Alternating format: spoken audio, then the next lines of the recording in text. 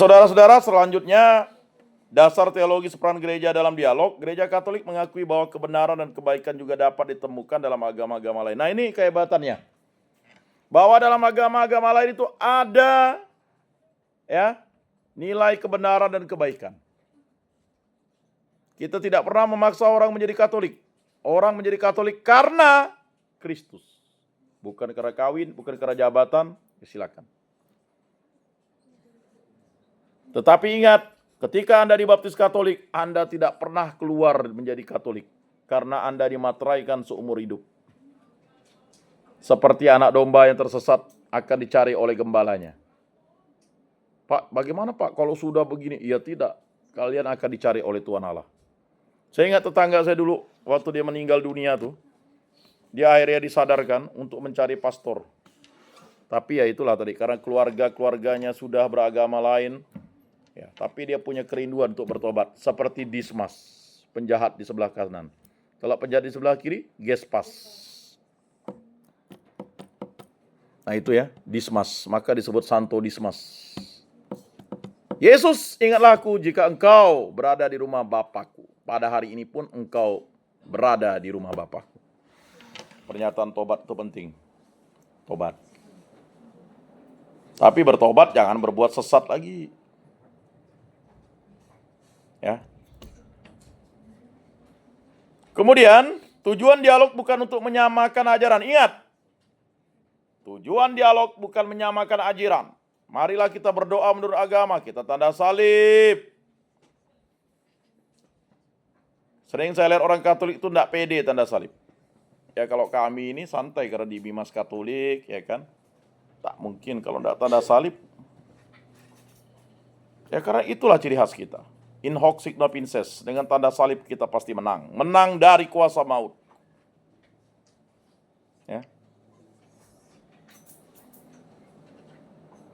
Jadi abaikan ajaran iman lain, kita akan menjalankan ajaran iman kita. Abaikan dalam artian kita hormati. Ingat ya, tujuan dialog bukan untuk menyamakan ajaran, tetapi untuk saling memahami dan menghormati. Mengapa imam di gereja Katolik, atau pastor, atau romo, atau pater, apalah panggilannya, atau gembala di gereja Katolik, ya, kok enggak kawin? Dia bisa kawin, tapi enggak kawin. Karena apa? Dia mendedikasikan dirinya untuk pelayanan. Untuk Tuhan kita semua pasti dong. Suami istri mendedikasikan dirinya juga untuk Tuhan. Enggak mendedikasikan dirinya untuk Tuhan. Berikutnya gereja dipanggil untuk mencari garam dan terang dunia. Itu tadi Matius 5, 13 sampai 16. Menjadi saksi cinta kasih Allah kepada semua orang. Kita adalah garam.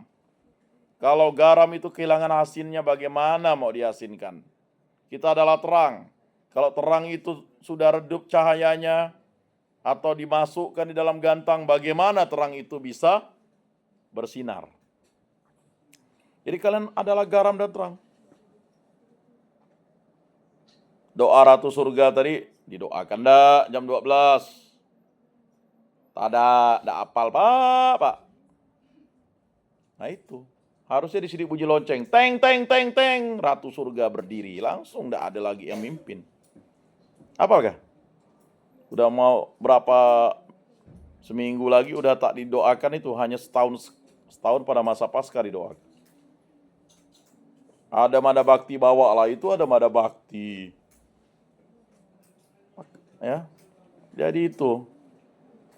Sekarang bentuk konkret peran gereja Katolik di Indonesia. Ini peran konkretnya ya.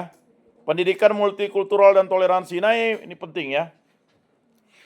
Pendidikan multikultural dan toleransi. Jadi kita itu menghargai. Jadi kalau misalnya orang yang moderat itu pertama adalah dia ya toleran.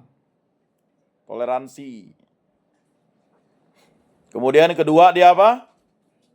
Setelah toleran dia anti kekerasan. Yang ketiga apa? Sudah dia toleran, dia anti kekerasan. Yang ketiga apa? Mencintai budaya-budaya setempat. Nah, tuh. Kan begitu kan? Jadi orang bersuku Jawa suka senang. Kemarin waktu di Sanggar tuh, enggak apa-apa ya bang, kami kan suami istri suku Jawa nih mau ikut, anak saya mau ikut fashion show. Enggak apa-apa, justru itu bagus kok. Ya.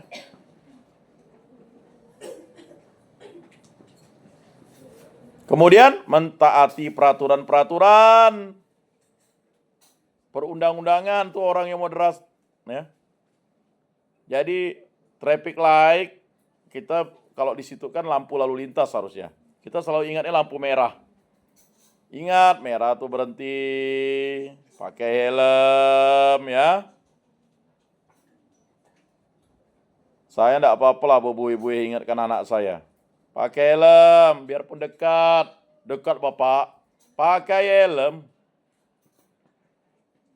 Kemarin cerita, udah bertahun-tahun ibu itu enggak pakai helm. Tapi pada waktu itu ya enggak tahulah. Tiba-tiba jalan yang dilewatinya itu berlubang dan dia terpeleset. Dan akhirnya dia tercampak dan kepalanya membentur aspal dan tengkoraknya retak, dibawa ke ICU lalu meninggal. Padahal udah biasa. Pakai helm. Oi. Yang pakai motor, ya. Kalau enggak pakai helm, minimal tuh pakai helm benjol. Kalau enggak pakai helm retak. Retak dan benjol itu bahaya.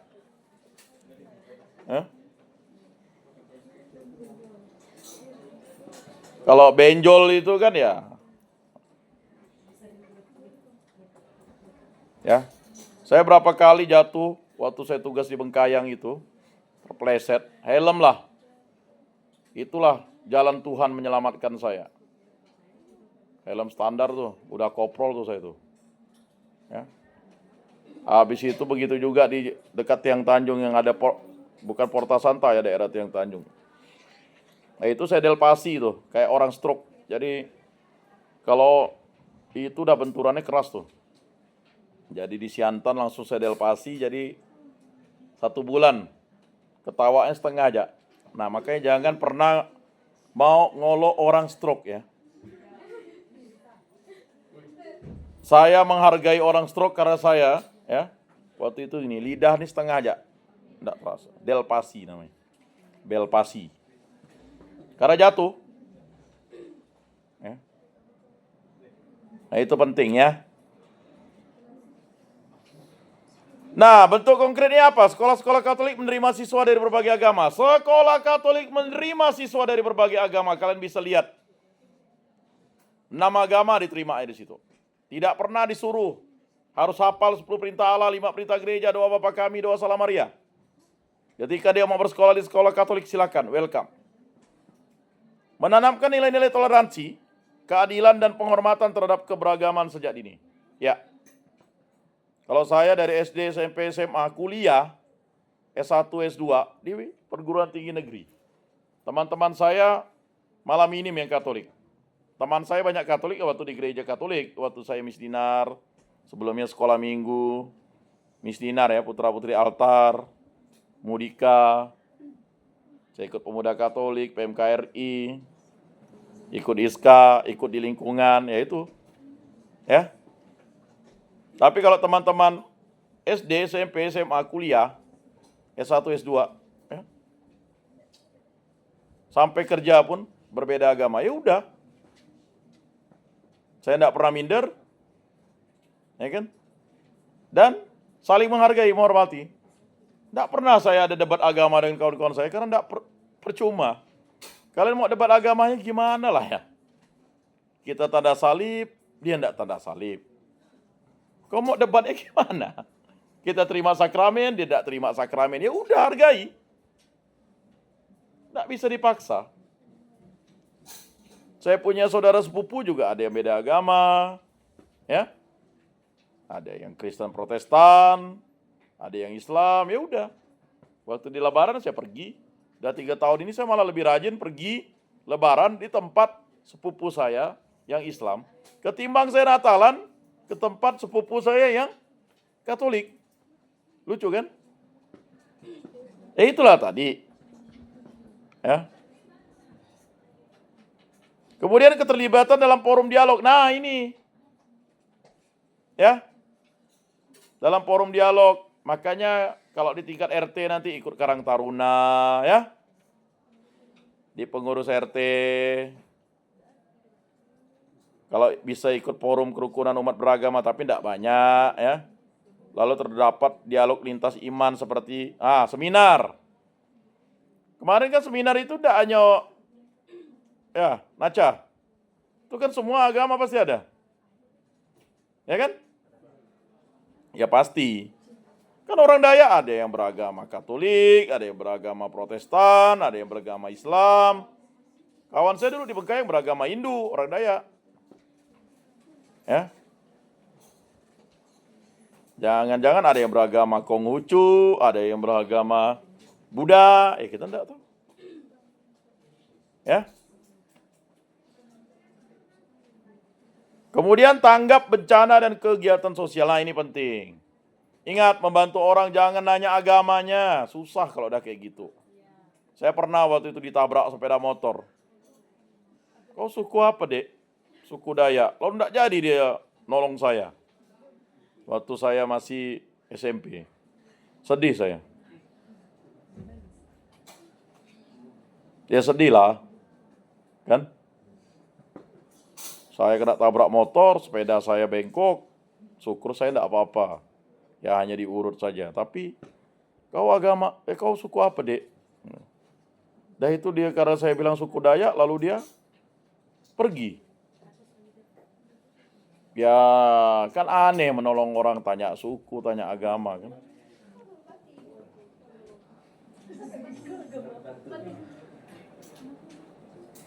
Ya, saya berapa kali salah.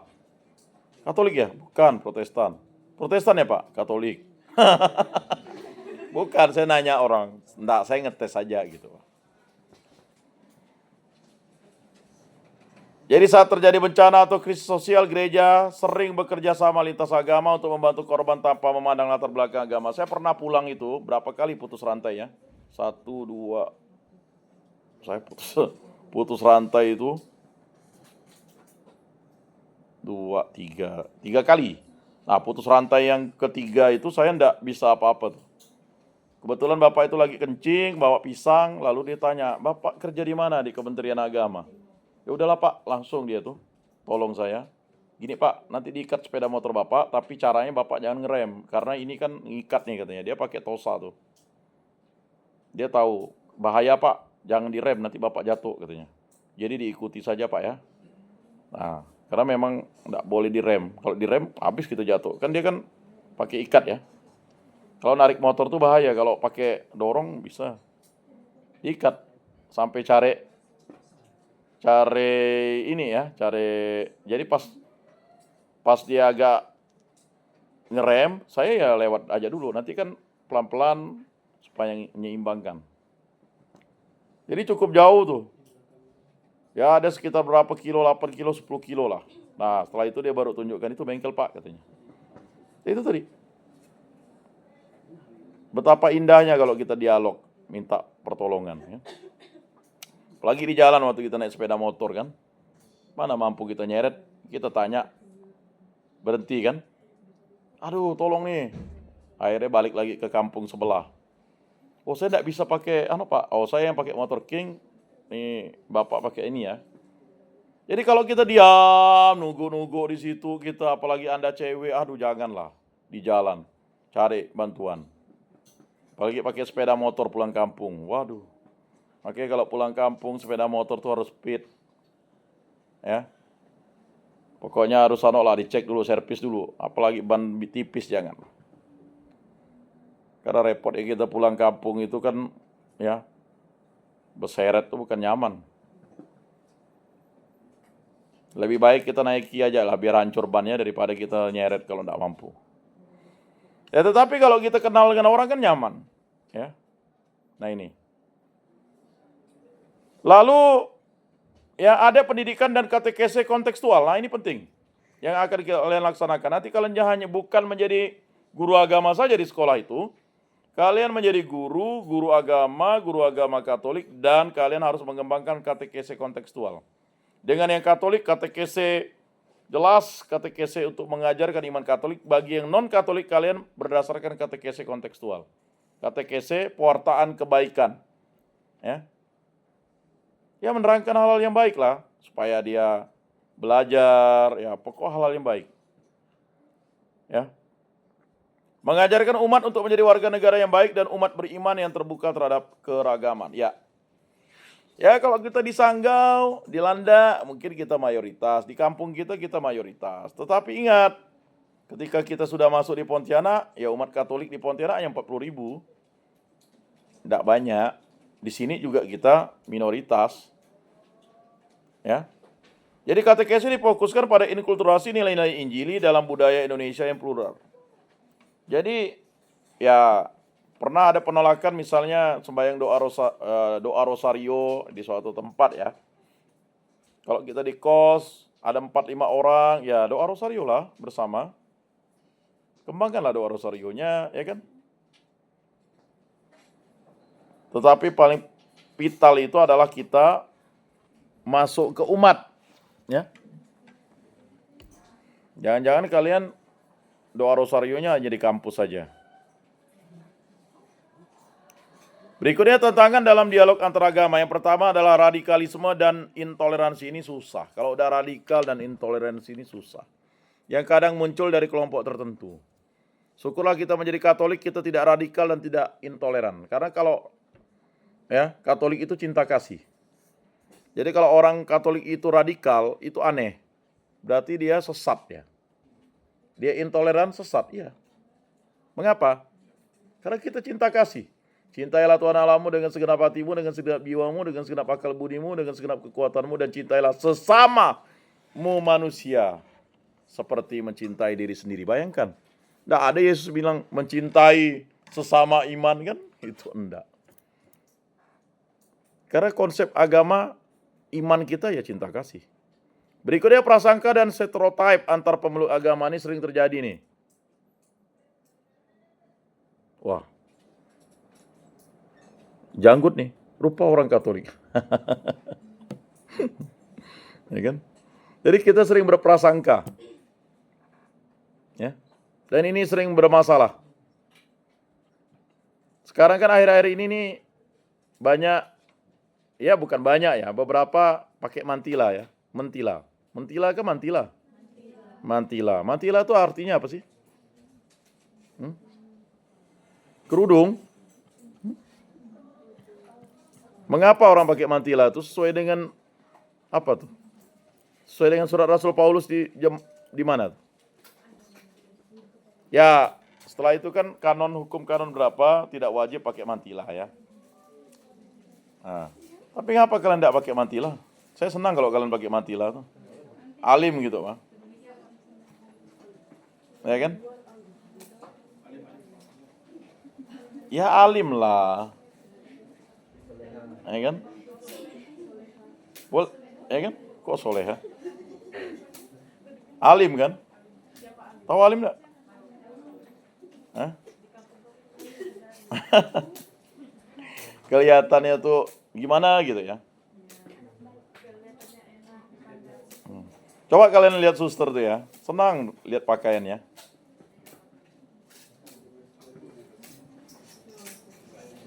Ini pakai mantila pada saat itu aja ya. Pada saat jadi misionarnya ya. Waktu misa enggak? Tapi di Stella Maris udah saya lihat waktu misa. Kan ada mantila putih, mantila hitam, apa maksudnya? Ada yang hitam, ada yang putih. Ya itu tidak wajib ya, ada anoknya ya. Tidak wajib. Tetapi ya saya pikir kalau memang itu tradisi yang bagus ya laksanakan saja. Sekarang saya agak kurang lihat orang pakai rosario di kalungnya ya. Jarang. Ya. Paling 1-2 orang aja yang pakai ya. Jadi begini, sebenarnya dikalungi itu tujuannya adalah untuk kita berdoa, mengingatkan. Jadi kalau kalian punya rosario, lalu kalian berdoa rosario itu bahaya. Doa rosario itu kan pakai tali doa itu kan tujuannya adalah supaya kita kusuk. Ya. Jadi prasangka dan stereotip antar pemeluk agama ini sering terjadi nantinya. Nah, lihatlah tuh, katanya orang Katolik ngajak-ngajak ke gerejanya, kristenisasi. Ya.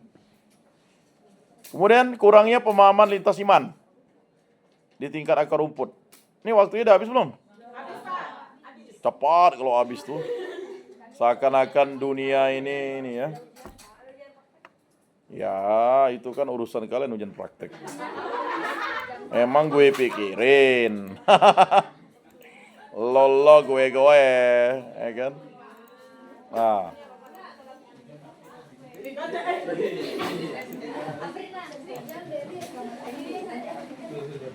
Baik, kalian banyak sekali melakukan, ya. Saya udah sampaikan ya tugas-tugas itu pakai kertas yang sudah sesuai standar, kemudian tulisannya tuh bukan tulisan asal-asalan. Kemudian baru beberapa orang yang memperlihatkan makalahnya, ya, jangan santai-santai. Karena kalau santai tidak akan bisa santai nanti. Mari kita tutup dalam doa.